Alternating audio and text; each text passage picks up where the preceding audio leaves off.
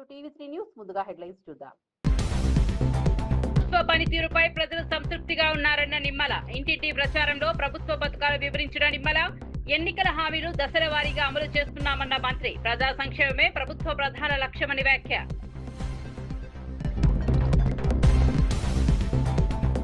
21 ఏళ్ల ఎన్నికల ప్రతిపాదనపై బండి సంజయ్ విమర్శలు. ప్రజాప్రతినిధులకు రాజకీయ పరిపక్వత అవసరమన్న బండి. ఎన్నికల సంస్కరణలపై సమగ్ర చర్చ జరగాలన్న బండి సంజయ్. యువతకు అవకాశాలపై రాజ్యాంగబద్ధ నిర్ణయాలే ముఖ్యమని వ్యాఖ్య. డిఎస్సీపై సిబిఐ విచారణ కోరిన బొత్స సత్యనారాయణ. డిఎస్సీ అక్రమాలపై లోకేష్ రాజీనామా చేయాలన్న బొత్స. నియామకాలపై స్వతంత్ర దర్యాప్తు జరగాలని డిమాండ్. నిరుద్యోగ యువతకు న్యాయం చేయాలని ప్రభుత్వానికి విజ్ఞప్తి. ప్రజా సంక్షేమమే ప్రభుత్వ ధ్యేయమన్న పాల్మూరి వెంకట్. ప్రతిపక్ష ఆరోపణలు నిరాధారమన్న పాల్మూరి. ఎన్నికల హామీలకు ప్రభుత్వం కట్టుబడి ఉందని వ్యాఖ్య. తప్పుడు ప్రచారాలను నమ్మొద్దని ప్రజలకు పిలుపు. ఎందుకంటే ఐఏఎస్ ఐపీఎస్ వంటి పబ్లిక్. బోండా ఉమా వ్యాఖ్యలకు మాజీ ఎమ్మెల్యే వర్మ కౌంటర్. కాపులకు చంద్రబాబు చేసిన మేలు మరెవరూ చేయలేదన్న వర్మ. వ్యక్తిగత అభిప్రాయాలతో పార్టీకి నష్టం తగదన్న వర్మ. టీడీపీ బలోపేతానికి అందరూ కలిసి రావాలన్న వర్మ. వార్తల్లోకి వెళ్తే తెలంగాణ మంత్రివర్గ విస్తరణ నేపథ్యంలో జడ్చర్ల కాంగ్రెస్ ఎమ్మెల్యే అనిరుద్ రెడ్డి కీలక వ్యాఖ్యలు చేశారు. తన లాంటి యువ ఎమ్మెల్యేలకు కూడా రాష్ట్ర మంత్రివర్గంలో అవకాశం కల్పించాలని ఆకాంక్షించారు. ప్రభుత్వం ఏర్పడి 2 ఏళ్లు పూర్తవుతున్న వేళ కొత్త మంత్రివర్గంలో యువ నాయకత్వానికి ప్రాధాన్యం ఇవ్వాలని ప్రజలు కోరుకుంటున్నారని తెలిపారు. యువతకు బాధ్యతలు అప్పగిస్తే ప్రభుత్వ కార్యక్రమాలు మరింత సమర్థవంతంగా ప్రజల్లోకి వెళ్తాయని అభిప్రాయపడ్డారు. అయితే మంత్రివర్గ కూర్పు పూర్తిగా పార్టీ అధిష్టానం ముఖ్యమంత్రి రేవంత్ రెడ్డి నిర్ణయంపై ఆధారపడి ఉంటుందని స్పష్టం చేశారు. పార్టీ ఏ నిర్ణయం తీసుకున్నా దానికి కట్టుబడి పనిచేస్తారని వెల్లడించారు. పదవుల కంటే పార్టీ బలోపేతం, ప్రజాసేవే తన ప్రధాన లక్ష్యమని పేర్కొన్నారు. కాంగ్రెస్ ప్రభుత్వం ఎన్నికల హామీల అమలుకు కట్టుబడి పనిచేస్తోందని, ప్రజల విశ్వాసాన్ని నిలబెట్టుకునే దిశగా ముందుకు సాగుతోందని అనిరుద్ రెడ్డి తెలిపారు. ఎమ్మెల్యే టికెట్ కోసం ట్రై చేసిన వాళ్ళకి నా అభిప్రాయం నాది ఏంటంటే వాళ్ళని కూడా కంటిన్యూ చేస్తే వాళ్ళనే బాగుంటుందని చెప్పేసి నా అభిప్రాయం. ఇంకా కొంతమంది అంటున్నారు మళ్ళీ వాళ్ళ 2 ఏళ్ళు అయిపోయింది కదా, వాళ్ళని మారుస్తా అంటున్నారు కదా, మళ్ళీ మినిస్టర్లది కూడా 2 ఏళ్ళు అయిపోయింది కదా, మళ్ళీ వాళ్ళని కూడా మారుస్తారా అని కూడా అంటున్నారు. అదే ఎమ్మెల్యే నా అభిప్రాయం నేను కూడా చెప్పొచ్చు. యంగ్స్టర్స్ ఉన్నారు, ఇంజనీరింగ్ చదువుకున్న వాళ్ళు ఉన్నాము, డాక్టర్స్ ఉన్నారు. మాకు కూడా కొత్త వాళ్ళకి అవకాశం ఇస్తాం, కొత్త కూడా పనిచేస్తాం. ఎందుకంటే ఇప్పుడు అంతా జనరేషన్ జీ వచ్చింది. సో ఇవన్నీ మా అభిప్రాయాలు. కానీ ఏదున్నా కానీ బాస్ ఈజ్ అవర్ ఏఐసిసి. ఇక్కడ మా బాస్ రేవంత్ రెడ్డి గారు, మా బాసు పిసిసి మహేష్ గారు, వీళ్ళందరూ వాళ్ళు నిర్ణయం తీసుకుని వాడు ఏ నిర్ణయం తీసుకున్నా కానీ దాన్ని కట్టుబడి ఉంటాం. కానీ నా నిర్ణయం, నా అభిప్రాయం ఇది. నా అభిప్రాయం ఏంటంటే ఒకవేళ 2 years అయిపోయింది, కొత్త వాళ్ళు కావాలంటే మన మినిస్టర్ కూడా 2 years అయిపోయింది కదా అని కూడా ప్రజలు మాట్లాడుతున్నారు అనేది నేను చెప్తున్నాను. అంతే. Thank you. టీడీపీ నేత బోండా ఉమా చేసిన వ్యాఖ్యలపై పిఠాపురం మాజీ ఎమ్మెల్యే వర్మ స్పందించారు. 2019 ఎన్నికల్లో కాపు ఉద్యమం వల్లే తెలుగుదేశం పార్టీ ఓడిపోయిందన్న వ్యాఖ్యలను ఆయన ఖండించారు. కాపు సామాజిక వర్గానికి చంద్రబాబు నాయుడు చేసినంత మేలు మరెవరూ చేయలేదని స్పష్టం చేశారు. అప్పట్లో జగన్మోహన్ రెడ్డి ఒక్క అవకాశం ఇవ్వాలని ప్రజలను కోరడంతోనే ఆయనకు ప్రజలు ఓటేశారని అన్నారు. వ్యక్తిగత అభిప్రాయాలను పార్టీ అధికారిక వైఖరిగా చూపించడం సరికాదని సూచించారు. పార్టీ నేతలు తమ వ్యక్తిగత అభిప్రాయాలు వెల్లడించే సమయంలో ముందుగానే స్పష్టత ఇవ్వాలని అన్నారు. పార్టీకి నష్టం కలిగించే విధంగా వ్యాఖ్యలు చేయకుండా బాధ్యతాయుతంగా వ్యవహరించాలని సూచించారు. టీడీపీ బలోపేతానికి అందరూ కలిసి పనిచేయాల్సిన అవసరం ఉందని వర్మ పేర్కొన్నారు. ఉపాధి అవనండి, కాపు భవనాల నిర్మాణం అవనండి, ఇన్ని ఉన్నాయి. ఒకటి మీరు చెప్పుకోగలరా జగన్మోహన్ రెడ్డి గారు? లేదు. అల్టిమేట్గా ఏంటంటే పద్మనాభం గారు స్వర్గస్థులయ్యారు. ఆయన గురించి ఎవరో కూడా తప్పుగా మాట్లాడకూడదు. ఆయన ఆ కమ్యూనిటీ గురించి పోరాడిన మాట వాస్తవం, అందులో తేడా లేదు. ఏదైనా ఆ కమ్యూనిటీకి చేసిన వ్యక్తి చంద్రబాబు నాయుడు గారు, ఇది వాస్తవం, ఇందులో తేడా లేదు. కాపుల కోసం ఇంత కష్టపడి ఇంత ఖర్చు పెట్టి ఇన్ని రకాల అవకాశాలు కల్పించిన చంద్రబాబు నాయుడు గారి గురించి యావత్ తెలుగుదేశం పార్టీలో ఉన్న 175 నియోజకవర్గాల్లో ఉన్న అందరం మాట్లాడవలసిన ఆవశ్యకత ఉంది. నిజాలు ప్రజలకు తెలియజేయాలి. ఎందుకంటే ఒకసారి మర్చిపోతారు. కాపుల అభివృద్ధికి 2014-19లో చంద్రబాబు నాయుడు గారు చేసినట్టు ఏ ముఖ్యమంత్రి కూడా చేయలేదు. చంద్రబాబు నాయుడు గారికి కులాలు ఉండవు. ఏ కులం వెనకబడిందో దాని మీద ప్రేమతో అభివృద్ధి ఆర్థికంగా నిలబెట్టడానికి చూస్తారు. చంద్రబాబు నాయుడు ఒక్కడే కాపుల కోసం పెద్దపీట వేసిన నాయకుడు చంద్రబాబు నాయుడు గారు. అటు రిజర్వేషన్లో కానీ, ఇటు కాపు కార్పొరేషన్ నిధుల్లో కానీ, విదేశీ విద్య ఇవ్వడంలో కానీ, అలాగే స్వయం ఉపాధి యూనిట్స్ ఇవ్వడంలో కానీ, కాపు భవనాల నిర్మాణంలో కానీ ఎన్ని రకాలుగా చంద్రబాబు నాయుడు గారు మరి కాపులకి అండగా నిలబడ్డ నాయకుడు చంద్రబాబు నాయుడు. ఆకివీడిలో శ్రీరామాలయ నిర్మాణానికి సంబంధించిన వివాదంపై సుప్రీంకోర్టు కీలక తీర్పు వెలువరించింది. ఆలయ నిర్మాణాన్ని వ్యతిరేకిస్తూ దాఖలైన పిటిషన్ను అత్యున్నత న్యాయస్థానం కొట్టివేయడంతో రామాలయ నిర్మాణానికి ఉన్న న్యాయపరమైన అడ్డంకులు తొలగిపోయాయి. తీర్పు వివరాలను మాజీ ఎంపీ రఘురామకృష్ణంరాజు వెల్లడించారు. సుప్రీంకోర్టు నిర్ణయంతో ఆలయ నిర్మాణ పనులు ఇక వేగంగా ముందుకు సాగే అవకాశం ఉందని తెలిపారు. ఈ తీర్పుపై ఆకివీడు ప్రజలు, శ్రీరామ భక్తులు హర్షం వ్యక్తం చేస్తున్నారు. ఆలయ నిర్మాణం ప్రాంతీయ ఆధ్యాత్మిక అభివృద్ధికి దోహదపడుతుందని అభిప్రాయపడుతున్నారు. ఎన్నాళ్లుగానో ఎదురు చూస్తున్న రామాలయ నిర్మాణానికి మార్గం సుగమం కావడంతో భక్తుల్లో ఆనందం నెలకొంది. చట్టపరమైన అన్ని ప్రక్రియలు పూర్తయ్యాక నిర్మాణ పనులు ప్రారంభమవుతాయని స్థానికులు ఆశాభావం వ్యక్తం చేస్తున్నారు. ఖచ్చితంగా విచారణకు వచ్చినప్పుడు విజయం శ్రీరామునిదే అని చెప్పి నేను స్పష్టంగా పేర్కొనటం జరిగింది.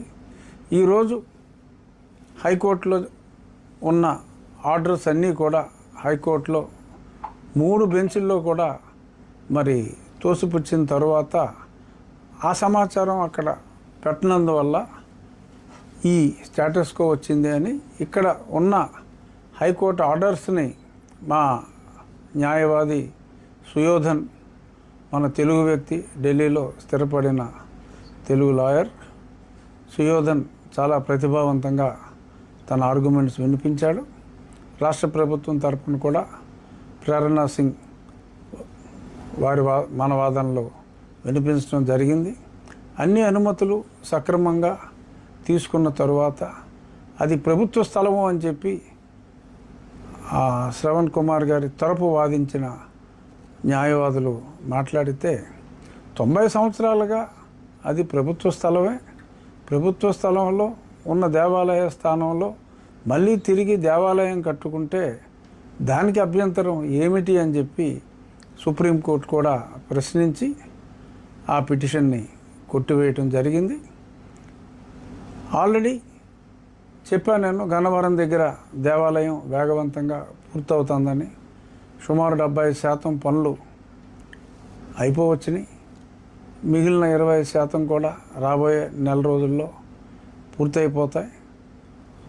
ఒక సైట్లో గతంలో ఫౌండేషన్ వర్క్ ఆల్మోస్ట్ పూర్తి చేశాం.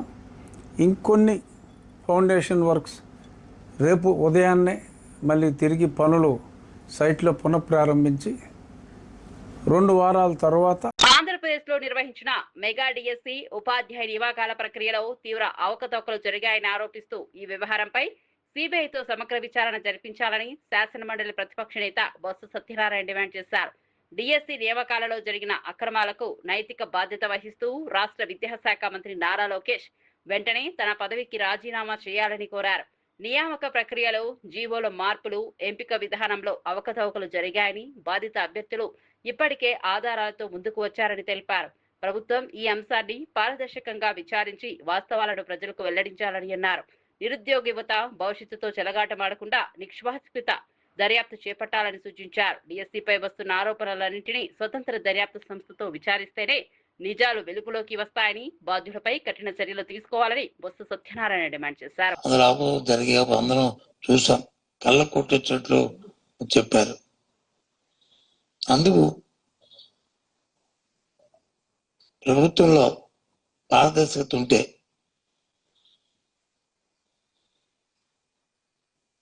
నిజంగా ప్రజల పట్ల చిత్తశుద్ధి ఉంటే, నిరుద్యోగుల పట్ల నిజాయితీగా మీరు కార్యక్రమం చేశామంటే సిబిఐ ఎంక్వైరీ అయ్యింది, నిజాయితీని నిర్మించుకోండి. అంతవరకు మంత్రి రాజమ్మ మంత్రి వర్గం నుంచి ఆ మంత్రి పక్కన ఉండండి. ఇలాగే చెప్పారు అక్కడ కూడా కబుర్లు. అక్కడికి ఏమైంది? అంతేకాదు, వ్యవస్థ ఫస్ట్ పడిపోయిన పరిస్థితి తీసుకొచ్చారు. ఫీజు రింబర్స్మెంట్ సుమారు 10,000 కోట్ల రూపాయలు వాటికి బకాయిలు ఉన్నాయి. ఫీజు రింబర్స్మెంట్ కానీ, లేదా విద్యాదీవెన కానీ, వసతి విద్యాదీవెన కానీ, వసతి దీవెన కానీ రెండు కలుపుకుంటే సుమారు 10,000 కోట్లు ఉంది. ఈ పథకం ఎప్పుడు వచ్చింది చంద్రబాబు నాయుడు గారు? స్వర్గీయ రాజశేఖర రెడ్డి గారు ఆలోచన చేసి ఆ రోజు ఈ పథకాన్ని ప్రవేశపెట్టిన తర్వాత ఆయన హయాంలో కానీ తర్వాత వచ్చిన ముఖ్యమంత్రులు రాజశేఖర్ గారు కానీ కిరణ్ కుమార్ రెడ్డి కానీ ఇదేదో రాజశేఖర్ గారు చేశారు, ఈ బకాయిలు నిమ్మని చెప్పారు. అంతెందుకు, నువ్వు 14 తెలంగాణ ముఖ్యమంత్రి రేవంత్ రెడ్డి చేసిన 21 ఏళ్ల యువతకు పార్లమెంట్, అసెంబ్లీ ఎన్నికల్లో పోటీ చేసే అవకాశం కల్పించాలన్న ప్రతిపాదనపై కేంద్ర మంత్రి బండి సంజయ్ కుమార్ స్పందించారు. ఈ ప్రతిపాదన వాస్తవ పరిస్థితులకు అనుగుణంగా లేదని ఆయన విమర్శించారు. ప్రజాప్రతినిధులకు రాజకీయ అనుభవం, పరిపక్వత కూడా అవసరమని పేర్కొన్నారు. ఈ సందర్భంగా రాహుల్ గాంధీ ప్రధానమంత్రి అయ్యే అవకాశాన్ని ప్రస్తావిస్తూ వ్యాఖ్యలు చేశారు. ఎన్నికల సంస్కరణలపై చర్చ జరగడం సహజమే అయినప్పటికీ ప్రజలను తప్పుదోవ పట్టించే విధంగా ప్రకటనలు చేయకూడదని సూచించారు. యువత రాజకీయాల్లోకి రావడం స్వాగతించదగిన విషయమే అయినా రాజ్యాంగబద్ధమైన మార్పులు, సమగ్ర చర్చల తర్వాతే నిర్ణయాలు తీసుకోవాలని అభిప్రాయపడ్డారు. ప్రజాస్వామ్య వ్యవస్థ బలోపేతమై అందరి లక్ష్యంగా ఉండాలని ఇంకొకరికి హోంశాఖ మంత్రి చేయొచ్చు, ఇంకొకరితో రాజీనామా చేస్తే మున్సిపల్ శాఖ మంత్రి కూడా చేయొచ్చు. వాళ్ళు ఇట్లని చెప్పి కాంగ్రెస్ పార్టీలో పాలసీ ఉంటుంది. అదే 60 ఏళ్ళ ముసలి కూడా యూత్ కాంగ్రెస్ అని చెప్పుకుంటారు. వాళ్ళు ఇదే ఛాన్స్ అనుకుని మా విఎన్ మాత్రం ఉన్నాడు, మా మంచోడు, బోలా శంకరుడు, కట్టర్ కాంగ్రెస్ వాది, గాంధీ కుటుంబానికి భక్తుడు. వాళ్ళ మా విఎన్ మంతనకు ఇప్పుడు మా కేశవరావు సార్కు జీన్ పాయింట్ వేసి, టీ షర్ట్ వేసి, చేతిలో జెండా ఇచ్చి వీళ్ళ జంజీలు అని చెప్పి మా విఎన్ మంత్రులకు విద్యాశాఖ మంత్రి, కేశవరావు సార్కు హోంశాఖ మంత్రి, కోదండ సార్ తీసుకొచ్చి ఆయనకు మున్సిపల్ శాఖ మంత్రులు ఇస్తే అట్లా మోసం చేసే ప్రయత్నం చేయకండి. కూటమి ప్రభుత్వం చేపట్టిన మెగా డిఎస్సీ ఉపాధ్యాయ నియామకాలపై వైఎస్ఆర్సీపీ అసత్య ప్రచారం చేస్తోందని టీడీపీ నాయకులు ఆరోపించారు. విద్యార్థులు, నిరుద్యోగ యువతకు ఇచ్చిన హామీ మేరకు విద్యాశాఖ మంత్రి నారా లోకేష్ నేతృత్వంలో వేలాది ఉపాధ్యాయుల పోస్టుల భర్తీ ప్రక్రియను పూర్తిస్థాయి పారదర్శకతతో వేగంగా కొనసాగిస్తున్నామని తెలిపారు. నియామకాల ప్రక్రియలో ఎలాంటి అక్రమాలు జరగలేదని, అన్ని నిబంధనలను ఖచ్చితంగా పాటిస్తున్నామని స్పష్టం చేశారు. రాజకీయ ప్రయోజనాల కోసం వైసీపీ నాయకులు నిరాధార ఆరోపణలు చేస్తున్నారని విమర్శించారు. అభ్యర్థులు పుకార్లను నమ్మకుండా అధికారిక సమాచారాన్ని మాత్రమే విశ్వసించాలని సూచించారు. రాష్ట్ర విద్యా వ్యవస్థను బలోపేతం చేయడమే ప్రభుత్వ లక్ష్యమని, అర్హులైన ప్రతి ఒక్కరికి అభ్యర్థికి న్యాయం జరిగేలా నియామక ప్రక్రియ కొనసాగుతోందని, తప్పుడు ప్రచారాలను ప్రజలు నమ్మవద్దని టీడీపీ నాయకులు కోరారు. మళ్ళా చెప్తున్నారు, నిన్న పేపర్లు సక్రమంగా పెట్టలేదని. పేపర్లు సక్రమంగా పెట్టలేనడికి పిల్లెందుకు? మీకు ఒక రాజకీయ పార్టీనా? అంటే కోర్టు సమయాన్ని, కోర్టు అంటే మీకు చిన్నచూపుగా కనబడుతోందని ప్రశ్నిస్తా ఉన్నా. సరైన సమాచారం మీ దగ్గర లేదు కాబట్టే కోర్టు ఆ పిటిషన్ను తిరస్కరిస్తుందనే భయంతో తెలివిగా మీరు ఆ పిటిషన్ను వెనక్కు తీసుకోవడం జరిగింది. మేము తప్పు జరిగితే ఒప్పుకునేదానికి సిద్ధంగా ఉన్నాం. ప్రభుత్వంలో 100% అన్నీ కరెక్ట్గా జరుగుతాయి, తప్పు జరిగితే నేను ఒప్పుకునేదానికి సిద్ధంగా ఉన్నాను అని చెప్పి పలు సందర్భాలు లోకేష్ బాబు గారికి చెప్పడం జరిగింది. మీకు గుర్తుందో లేదో, వైఎస్ఆర్సీపీ నాయకులకు గతంలో గాలి ముద్దుకృష్ణమనాయుడు ఉమ్మడి రాష్ట్ర విద్యాశాఖ మంత్రిగా ఉన్న సమయంలో 10వ తరగతి పరీక్షలు లీక్ అయినాయని చెప్పి నైతిక బాధ్యత వహించి రాష్ట్ర విద్యాశాఖ మంత్రిగా రాజీనామా చేయడం జరిగింది. అది తెలుగుదేశం పార్టీ నిబద్ధత. తప్పు జరిగింది కాబట్టి దానికి బాధ్యతగా ఆ రోజు విద్యాశాఖ మంత్రి బాధ్యత వహించడం జరిగింది. మీ గ్రూప్ 1 పరీక్షల్లో ఇంత ఘోరాలు ఇన్ని జరిగితే ఏనాడైనా కానీ బాధ్యత తీసుకున్నారా మీరు? తప్పు జరిగిందని కనీసం ఒక అధికారితో అయిన స్టేట్మెంట్ కానీ మీరు కానీ రాజకీయంగా ఒకటి ఇచ్చారా? ఈరోజు 163 మంది గ్రూప్ 1 అధికారుల పరిస్థితి, వారి భవిష్యత్తు ఏమవుతుందో కూడా తెలియని అగమ్య గోచర పరిస్థితుల్లో ఈరోజు ఉండడం జరుగుతుంది. ఎందుకని మీరు బాధ్యత తీసుకోవాలి? గ్రూప్ 1కి సంబంధించి మీరు ముఖ్యమంత్రిగా ఉన్న సమయంలోనే కదా పరీక్ష పేపర్లు అత్యంత కట్టుదిట్టమైన భద్రత మధ్య దిద్దాల్సి ఉంటే హాయిలాండ్లో మీ డ్రైవర్లు, మీ బండ్రోజులు, మీ ఇంట్లో పనిచేసే కూలోళ్ళు వీళ్ళందరితో కలిపి గ్రూప్ 1 పేపర్లు దిద్దిన మాట వాస్తవమా కాదా? 2006 సంవత్సరం కడప డిఎస్సిలో మీ తండ్రి గారు ముఖ్యమంత్రిగా ఉన్నప్పుడు ఓఎంఆర్ సీట్లనే మార్చేసి మెరిట్ ఉన్న నిరుద్యోగ ఉపాధ్యాయులందరినీ కూడా నాశనం చేసి కోట్లాది రూపాయలు మీ బంధువులు డబ్బులు తీసుకొని వాటిని తారుమారు చేసిన మాట వాస్తవం కాదా? ఆ పరీక్ష రాష్ట్రమంతా కాకుండా ఒక్క కడప జిల్లాలోనే డిఎస్సి పరీక్ష రద్దయిన మాట వాస్తవమా కాదా ఒకసారి జగన్మోహన్ రెడ్డి గారు చెప్పాలి. ఎవరు బాధ్యత తీసుకుంటారు దీనికి? ఇది వాస్తవమా కాదా? డిఎస్సిలో ఏ యొక్క చిన్న తప్పు జరగకోకుండా 100% పారదర్శకంగా జరిగితే ఇంత నానాయాగి చేస్తూ ఉన్నారు. ఇంకా రేపు పెద్ద ఎత్తున ధర్నాలు చేస్తామంటున్నారు. ఈ ధర్నాలో దాదాపు 33,000 గ్రీవెన్సెస్ వస్తే ప్రతి ఒక్క గ్రీవెన్స్కు లిఖితపూర్వకంగా సంబంధిత అభ్యర్థులను కూర్చోబెట్టుకొని దీనివల్ల నీకు ఉద్యోగం రాలేదమ్మా, దీనివల్ల లేదని చెప్పి స్పష్టంగా అధికార యంత్రాంగం 3 అక్కడ జిల్లా విద్యాశాఖ అధికారి దగ్గర, ఆర్జేడీ గారి దగ్గర, అదేవిధంగా రాష్ట్ర కమిషనర్ దగ్గర కూడా వ్యవస్థలు గ్రీవెన్స్ సెల్ని ఏర్పాటు చేసి అందరికీ కూడా మొత్తం సమాధానాలు వారికి చేయడం జరిగింది. 200 పైచిలుకు కోర్టు కేసులు వేస్తే ఏ కోర్టు కేసులు కూడా ప్రభుత్వానికి వ్యతిరేకంగా తీర్పు రాలే. అవన్నీ కూడా ప్రభుత్వము ఏదైతే కౌంటర్ వేసిందో వాటన్నింటిని కూడా రాష్ట్ర హైకోర్టు కూడా సమ్మతించడం జరిగింది. ఇక్కడ ఎవరు కూడా నిరుద్యోగులు మాట్లాడడంలే. డిఎస్సిలో మాకు అన్యాయం జరిగిందనో, డిఎస్సిలో అవకతవకలు జరిగాయనో, ఈ రాష్ట్రంలో పరీక్షలు రాసిన నిరుద్యోగ ఉపాధ్యాయులు ఎవరు మాట్లాడడంలే. మాట్లాడుతుండేది ఒకరు రాజకీయ నిరుద్యోగులు మాత్రమే. రాజకీయ నిరుద్యోగులు జగన్మోహన్ రెడ్డి ఆయన ముఠ ఎప్పుడెప్పుడు ఈ రాష్ట్ర ముఖ్యమంత్రిగా కూర్చోవాలని చెప్పి తగతగలాడుతూ గందరగోళాన్ని చేయాలని చెప్పి ప్రయత్నం చేస్తూ ఉన్నారు. ఇవన్నీ కూడా చర్చించాలంటే అసెంబ్లీకి రమ్మంటే మళ్ళా రాడు. ఎక్కడ మాట్లాడాలా? ఈ రాష్ట్రంలో నేను ఒక శాసనసభ్యునిగా గెలిపించడం జరిగింది. పులివెందుల నియోజకవర్గ ప్రజలు చర్చించేదానికి అసెంబ్లీకి రావు. ఒక మాజీ ముఖ్యమంత్రిగా, ఒక పార్టీ అధినేతగా నిజంగా నీకు అనుమానాలుంటే చర్చించాల్సింది అసెంబ్లీకి రావాలా? నీ దగ్గర ఏ సాక్ష్యాధారంలో తీసుకొని అసెంబ్లీకి రా. వచ్చే అసెంబ్లీ జరుగుతుంది కదా, దానికి మాత్రం రావు. చెట్ల కింద, గోడల కింద, చెరువు గట్ల మీద కూర్చొని బురదల్లే కార్యక్రమానికి నువ్వు ప్రయత్నం చేస్తూ ఉన్నావు. నీ ప్రయత్నం ఎప్పటికీ కూడా సఫలం కాదు. ఇంకా నీ మీద జంజీ యువత దృష్టి సారించి ఉండింటే ఈ రాష్ట్రంలో జంజీ యువత నీకు 11 కూడా వచ్చేటి కావు. జంజీ యువతకు కూడా విజ్ఞప్తి చేస్తూ ఉన్నాం.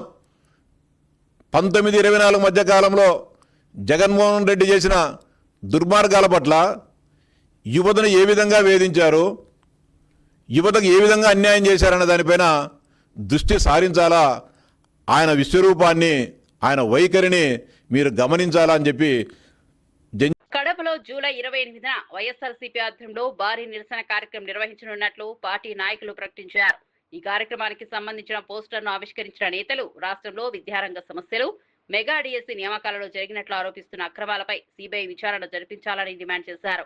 విద్యాశాఖ మంత్రి నారా లోకేష్ తన బాధ్యతలను సమర్థవంతంగా నిర్వహించలేదని ఆరోపిస్తూ వెంటనే రాజీనామా చేయాలని కోరారు. ఫీజు రీయింబర్స్మెంట్, వసతి దీవెన బకాయిలను ప్రభుత్వం వెంటనే విడుదల చేయాలని డిమాండ్ చేశారు.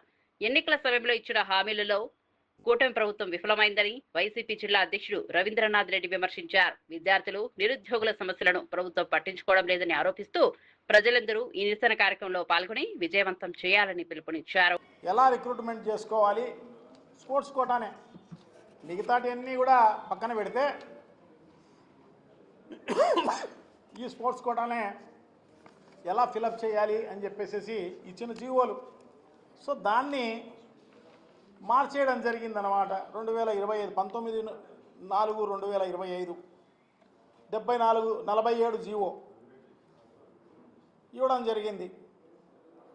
దీంట్లో అంతా కూడా దాంట్లో బ్రిడ్జ్ అనేది కూడా స్పోర్ట్స్ కోటా అంటే 2% గతంలో ఉండేదాన్ని 3%కు పెంచుతూ అది కూడా అమెండ్మెంట్ చేయడం జరిగిందనమాట.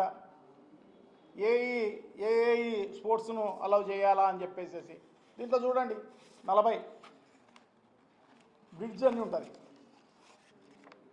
బ్రిడ్జ్ అని 40 serial number 40. So bridge game అంటే ఎలా ఉంటుందంటే ఇదే ఇప్పుడే డౌన్లోడ్ చేసుకోవడం జరిగింది. గూగుల్లో మీరు కొట్టినా కనబడుతుంది. 4 ఆడచ్చు అంట. సో చూడండి, దీన్ని కూడా చేర్చడం జరిగింది. సో ఇంతకుముందన్నా ఒలింపిక్స్లో ఆడిన వాళ్ళను, నేషనల్స్లో ఆడిన వాళ్ళను స్టేట్లో ఆడిన వాళ్ళను, జిల్లా వైడ్ ఆడిన వాళ్ళను వీళ్ళని ఎంపిక చేసేవాళ్ళు. అది పథకాలు, గోల్డ్ మెడలు, సిల్వర్ మెడలు, ప్లాటినం మెడలు, ఇట్లా వచ్చిన వాళ్ళని మాత్రమే ఎంపిక చేసేవాళ్ళు. మన కర్మగాలి ఈ ప్రభుత్వంలో ఈ బ్రిడ్జ్ అనే ఇది కూడా కలిపి గాంధీ భవన్ లో నిర్వహించిన మీడియా సమావేశంలో ప్రభుత్వ సలహాదారు వి హనుమంతరావు విద్యార్థుల సంక్షేమంపై కీలక వ్యాఖ్యలు చేశారు. వైఎస్ఆర్ హయాంలో ప్రారంభమైన ఫీజు రీయింబర్స్మెంట్ పథకం వేలాది మంది పేద విద్యార్థులకు ఉన్నత విద్యను అందుబాటులోకి తీసుకొచ్చిందని గుర్తు చేశారు. ప్రస్తుతం కాంగ్రెస్ ప్రభుత్వం కూడా ఈ పథకాన్ని మరింత బలోపేతం చేసేందుకు తగిన నిధులు విడుదల చేయాలని ముఖ్యమంత్రి రేవంత్ రెడ్డి డిప్యూటీ సీఎం బట్టి విక్రమార్కలకు విజ్ఞప్తి చేశారు. ఆర్థిక ఇబ్బందుల కారణంగా ఏ విద్యార్థి చదువు మధ్యలో ఆగిపోకూడదని అన్నారు. అలాగే యువత రాజకీయాల్లోకి రావడానికి 21 ఏళ్లకి అవకాశం కల్పించే బిల్లును స్వాగతిస్తున్నట్టు తెలిపారు. యువతకు రాజకీయాల్లో అధిక ప్రాతినిధ్యం లభించడం ప్రజాస్వామ్యానికి మేలు చేస్తుందని అభిప్రాయపడ్డారు. విద్యా, ఉపాధి, రాజకీయ అవకాశాల యువతకు మరింత ప్రాధాన్యం కల్పించాలని హనుమంతరావు సూచించారు. మాకు వాగ్దానం చేశారు, ఆ తర్వాత ఇంప్లిమెంట్ కూడా చేశారు రాజశేఖర రెడ్డి పీరియడ్లో. అదేవిధంగా ఇవాళ ఏం జరుగుతున్నది, ఇవాళ ఫీజు రీయింబర్స్మెంట్ తర్వాత అయిన ప్రభుత్వంలో వచ్చిన ప్రజలకు విద్యార్థి సోదరులందరూ మేము చదవలేము, ఫీజు కట్టలేము, మా పిల్లల భవిష్యత్తు ఎట్లయితుంది కాబట్టి ఏదైతే ప్రైవేట్ కాలేజీలు కానీ స్కూల్ కాలేజీలలో ఫీజు ఎక్కువ తీసుకుంటున్నారు, ఆ ఫీజు రీయింబర్స్మెంట్ చేస్తే మా పిల్లలు కూడా చదువుతారన్నారు. దానికి రాజశేఖర రెడ్డి గారు ఓకే చేశారు. కానీ ఆయన ఉన్నంతకాలం ఇవ్వడం జరిగింది. కానీ బీఆర్ఎస్ గవర్నమెంట్ వచ్చిన తర్వాత దాన్ని తుంగలో తొక్కేశారు. కనుక నా ముఖ్యమంత్రి గారు తప్పనిసరిగా దీని మీద ఎందుకంటే మీరు ఎన్నో అభివృద్ధి కార్యక్రమాలు చేస్తున్నారు. ఇవాళ గురుకుల విద్యార్థులకు, ఏది మహాత్మా జ్యోతిరావు పూలే విద్యార్థులకు, బీసీ విద్యార్థులకు కానీ ఇవాళ మీరు స్కూళ్ళల్లో షూ ఇస్తున్నారు, డ్రెస్ ఇస్తున్నారు, పడుకునే బట్టలు ఇస్తున్నారు, భోజనాలు పెడుతున్నారు, బ్రేక్ఫాస్ట్ పెడుతున్నారు, లంచ్ పెడుతున్నారు, అన్నీ బాగున్నాయి. కానీ ఇది ఒక్కటి మాత్రం, ఎందుకంటే అపోజిషన్ దీన్ని ఏ విధంగా అడ్వాంటేజ్ తీసుకోవాలని చూస్తున్నారు. కానీ అది మనం చేసిన కార్యక్రమే. మరి కొత్త కార్యక్రమం అడుగుతలే. మీరు ఇన్ని ఇండస్ట్రీస్ వస్తున్నాయి, ఎవరు చూడు తెలంగాణకు రావాలి, ప్రతి ఇండస్ట్రీ వాళ్ళు ఇక్కడ పెట్టుబడులు పెట్టాలి, ఇక్కడ ఉద్యోగాలు ఇవ్వాలని ఆయన అవకాశం కల్పించడమే కాకుండా న్యూ సిటీ, అదేవిధంగా స్పోర్ట్స్ సిటీ కూడా చేస్తుంది. కాబట్టి నా ఉద్దేశంలో ఇవాళ ప్రైవేట్ స్కూల్ ఏదైతే ఉన్నాయో, గవర్నమెంట్ ఏది ప్రైవేట్ ఇళ్లలో ఉన్నాయి, ఏదైతే డెడికేటెడ్ స్కూల్స్ పెడుతున్నావో అదేవిధంగా వారికి 25 ఎకరాల భూమి, దానికి సరి అయిన కన్స్ట్రక్షన్కు అన్నీ చేస్తున్నాము. కనుక ఈ ప్రైవేట్లో ఉన్న ఇళ్లలో కంటే ప్రతి ఏదైతే స్కూల్ ఉన్నారో మహాత్మా జ్యోతిరావు పూలే గురుకుల స్కూళ్ళకు దానికి కూడా ఒక 4-5 ఎకరాలు మీరు ఇవ్వగలిగితే పిల్లలు ఆడతారు, మంచిగా చదువుతారు, హాస్టల్లో ఉంటారు అనేది నా ఉద్దేశం. దీంతో పాటు there is a big demand ఉన్నదండి. ప్రతి ఒక్కరు కూడా ఏ బీసీ అసోసియేషన్ అందరు కూడా ఏమంటున్నారు, ఫీజు రీయింబర్స్మెంట్ ఇవ్వాలి అందరూ అంటున్నారు. ఈ అన్ని పార్టీలు కూడా మొదలుపెట్టినాయి. కనుక నా ఉద్దేశంలో మా డిప్యూటీ సీఎం అయినటువంటి బట్టి విక్రమార్క తాను ఏమంటాడంటే, నేను రాజశేఖర రెడ్డి శిష్యుడు అంటాడు, రాజశేఖర రెడ్డి ఆలోచన అంటాడు. కాబట్టి ఆయన అదేవిధంగా ముఖ్యమంత్రి గారు ఇద్దరు కలిసి తప్పనిసరిగా అంచెలంచెలుగా ఇది బాగా నా మీద ఒత్తిడి పెరుగుతుంది. ఎందుకంటే నేను మొదటి నుంచి ఓబీసీల గురించి కొట్లాడా, కేంద్రంలో కొట్లాడా, ఐఐఎంలో రిజర్వేషన్ లేదని సుప్రీంకోర్టు కొట్టేస్తే నేను సోనియా గాంధీ దగ్గర పోయినా, madam talent is not anybody's property, God has given everybody, but we should give opportunity అన్నా. ఏం చేయాలన్నది, ఏం చేయాలమ్మా, మా దగ్గర కూడా టాలెంట్ ఉన్నది. కానీ ఇవాళ సుప్రీంకోర్టు కొట్టేసిన తర్వాత ఆల్టర్నేట్ ఓన్లీ పార్లమెంట్ కాబట్టి why don't you put a word to the doctor Manmohan Singh is the prime minister అంటే చెప్పింది, బిల్లు పాస్ అయింది. అన్ని పార్లమెంట్ సెగ్మెంట్లో అసెంబ్లీ మా సంఖ్య ఎక్కువ ఉన్నది బీసీలది. కనుక ప్రతి ఒక్కరు కూడా బీసీలకు అన్యాయం జరుగుతూ పాస్ అయింది. ఆనాడు ఉన్నటువంటి మాయావతి కావచ్చు, శరద్ పవార్ కావచ్చు, మమతా కావచ్చు, అన్ని పార్టీల వాళ్ళు మద్దతు ఇస్తే పాస్ అయింది. ఇవాళ ఒక్కొక్కడు 1,40,000 జీతం సంపాదించుండు యాజ్ ఏ ఇంజనీర్గా ఐఐటీలో. అదేవిధంగా all India institute of medical సైన్సెస్లో డాక్టర్లు అవుతున్నారు. ఇవాళ మీరు ఈ ఫీజు అన్నీ చేస్తున్నారు. అక్కడ గురుకుల్లో బ్రేక్ఫాస్ట్, లంచ్, బట్టలు ఇస్తున్నావు, మంచిగా చదువు చెప్పాలంటున్నావు, స్పోర్ట్స్ సిటీ చేస్తా అంటున్నావు. ఇది ఒక్కటి మీరు చేయగలిగితే, ఎందుకంటే నా మీద ఒత్తిడి పెరుగుతుంది. ఎందుకంటే నేను మొదటి నుంచి ఓబీసీల గురించి పార్లమెంట్లో కన్వీనర్గా, పార్లమెంటు ఎంపీల కన్వీనర్గా పనిచేసిన, సాధించిన, దాని మీద నా మీద ఒత్తిడి. అదేవిధంగా ఇవాళ గవర్నమెంట్, తెలంగాణ గవర్నమెంట్ అడ్వైజర్గా, అదేవిధంగా నా సబ్జెక్ట్ ఏంటి బీసీల అభివృద్ధి అని ఉన్నది. కనుక బీసీ నాయకులందరూ వచ్చి నా మీద ఒత్తిడి తెస్తున్నారు. ముఖ్యమంత్రి గారు ఇది ఒక్కటి చేసేయండి. ఇక మీ Malkajgiri police station circle inspector గా ఎస్ విజయ్ కుమార్ సోమవారం బాధ్యతలు స్వీకరించారు. సిసిఎస్ నుంచి బదిలీపై వచ్చిన ఆయనకు పోలీసు అధికారులు, సిబ్బంది ఘన స్వాగతం పలికారు. ఇంతవరకు మల్కాజ్గిరి సిఐగా పనిచేసిన సత్యనారాయణ ఆర్థిక నేరాల విభాగానికి బదిలీ కావడంతో బాధ్యతల మార్పిడి జరిగింది. ఈ సందర్భంగా స్టేషన్ ఎస్ఐలు, కానిస్టేబుల్ సత్యనారాయణకు వీడ్కోలు పలికారు. కొత్తగా బాధ్యతలు చేపట్టిన విజయ్ కుమార్ ను వివిధ రాజకీయ పార్టీల నాయకులు, కుల సంఘాల ప్రతినిధులు, స్థానిక ప్రముఖులు కలిసి శుభాకాంక్షలు తెలిపారు. ప్రజలకు అందుబాటులో ఉండే పోలీసింగ్ కు ప్రాధాన్యం ఇస్తారని విజయ్ కుమార్ పేర్కొన్నారు. శాంతి భద్రతల పరిరక్షణ, నేరాల నియంత్రణతో పాటు ప్రజల సమస్యలను వేగంగా పరిష్కరించే దిశగా కృషి చేస్తానని ఆయన వెల్లడించారు.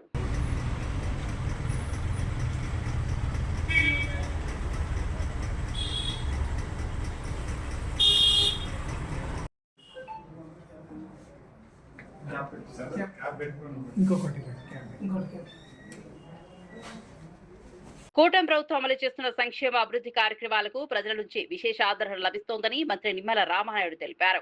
పాలకొల్లు 21వ వార్డులో నిర్వహించిన ఇంటింటి ప్రచార కార్యక్రమంలో పాల్గొన్న ఆయన 2 ఏళ్ల పాలనలో ప్రభుత్వం చేపట్టిన అభివృద్ధి పనులు, సంక్షేమ పథకాల గురించి ప్రజలకు వివరించారు. ప్రతి ఇంటికి చేరుకుని ప్రభుత్వ కార్యక్రమాలపై అవగాహన కల్పించగా ప్రజలు సానుకూలంగా స్పందించారని చెప్పారు. ఎన్నికల హామీలను దశల వారీగా అమలు చేస్తూ ప్రజల విశ్వాసాన్ని నిలబెట్టుకుంటున్నామని పేర్కొన్నారు. సంక్షేమం, అభివృద్ధి రెండింటికి సమానంగా ముందుకు తీసుకెళ్తూ అన్ని వర్గాల ప్రజలకు ప్రభుత్వం అండగా నిలుస్తోందని తెలిపారు. ప్రజల నుంచి వచ్చిన సూచనలు, సమస్యలను నమోదు చేసి వాటి పరిష్కారానికి చర్యలు తీసుకుంటామని వెల్లడించారు. రాష్ట్ర అభివృద్ధి, ప్రజా సంక్షేమమే ప్రభుత్వ ప్రధాన లక్ష్యమని మంత్రి నిమ్మల రాయుడు స్పష్టం చేశారు.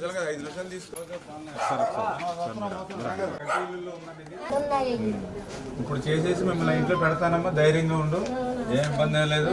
మీ ఇంటి గృహప్రవేశానికి కూడా వస్తాను నేను, ఓకేనా?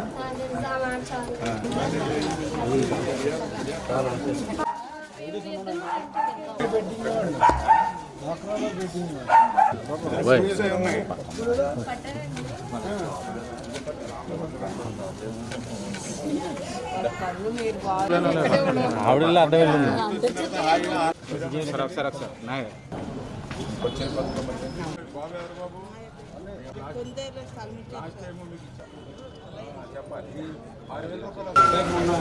Side side.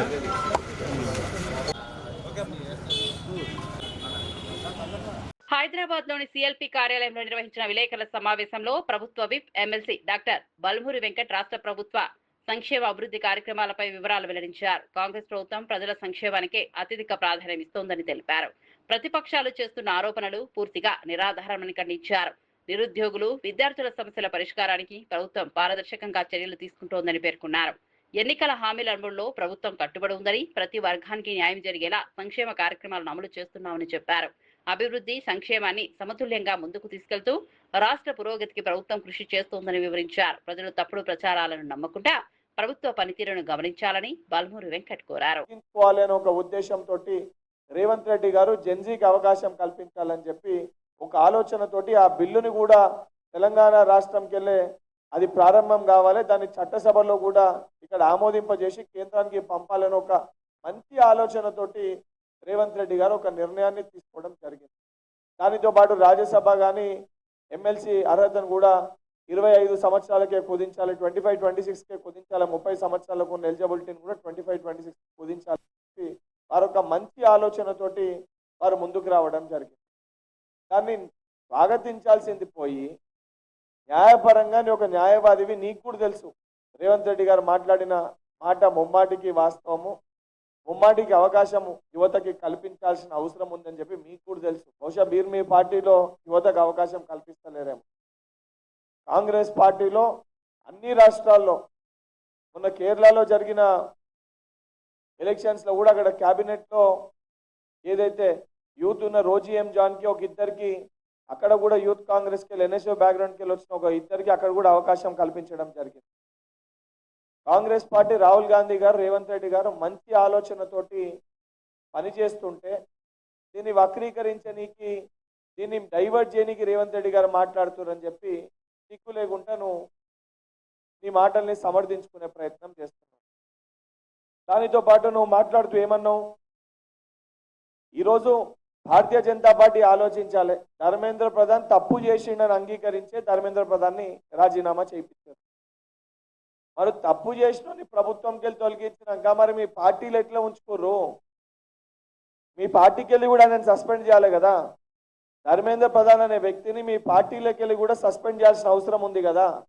మీ పార్టీలోకి వెళ్ళి సస్పెండ్ చేయకుండా రేపిస్ట్లని, డెకాయిట్లని, దొంగల్ని, పేపర్ లీక్ ప్రభుత్వ పనితీరుపై ప్రజలు సంతృప్తిగా ఉన్నారన్న నిమ్మల. ఇంటింటి ప్రచారంలో ప్రభుత్వ పథకాలు వివరించిన నిమ్మల, ఎన్నికల హామీలు దశల వారీగా అమలు చేస్తున్నామన్న మంత్రి. ప్రజా సంక్షేమమే ప్రభుత్వ ప్రధాన లక్ష్యమని వ్యాఖ్య.